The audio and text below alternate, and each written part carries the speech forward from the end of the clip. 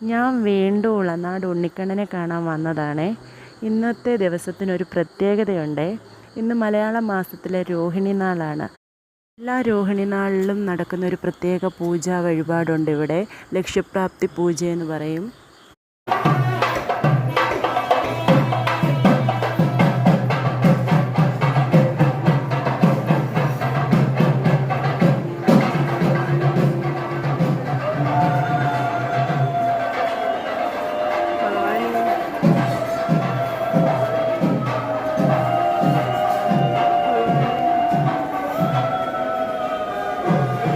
രാവിലെ വന്നിരുന്നു, എന്നിട്ടും സ്ഥലങ്ങളൊക്കെ എല്ലാവരും പിടിച്ചിട്ടിരിക്കുമായിരുന്നു. പിന്നെ ഞങ്ങൾ അമ്പലത്തിന് പുറത്ത് തന്നെ ഞങ്ങൾ സ്ഥലം പിടിച്ചിട്ടിട്ട് പിന്നെ അമ്പലത്തിൽ കയറി ഭഗവാനെ കണ്ട് തൊഴുത് ഇറങ്ങാൻ തുടങ്ങി. അപ്പോൾ അമ്പലത്തിൻ്റെ ഉള്ളിൽ തന്നെ ഭഗവാൻ ഇരിക്കുന്നതിന് നേരെ പുറകിലായിട്ട് തന്നെ ഞങ്ങൾക്ക് ഇരിക്കാൻ സ്ഥലം കിട്ടി.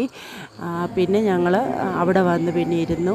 പിന്നെ രസീത് മാത്രം നമ്മൾ എഴുതിയാൽ മതി. ബാക്കി കാര്യങ്ങളെല്ലാം അമ്പലത്തിൽ അവർ തന്നെ നമുക്ക് ചെയ്തു തരും.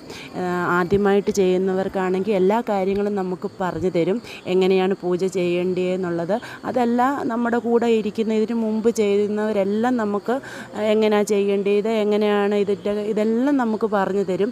അതുകൊണ്ട് എല്ലാം നല്ല രീതിയിൽ നമുക്ക് പൂജയ്ക്ക് പങ്കെടുക്കാൻ പറ്റി.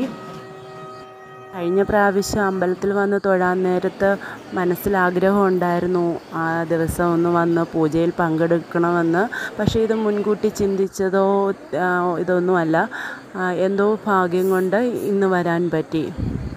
കാണുന്ന ക്യൂവ് നമ്മൾ പിന്നെ പൂജയ്ക്ക് ശേഷം ഭഗവാനെ വന്ന് കണ്ട് തൊഴാനായിട്ട് നിൽക്കുമായിരുന്നു. ഈ പ്രാവശ്യത്തെ ഭഗവാന്റെ രോഹിണിയൂട്ട് വഴിപാട് ഭഗവാന്റെ ഒരു ഭക്തൻ്റെ വകയായിരുന്നു.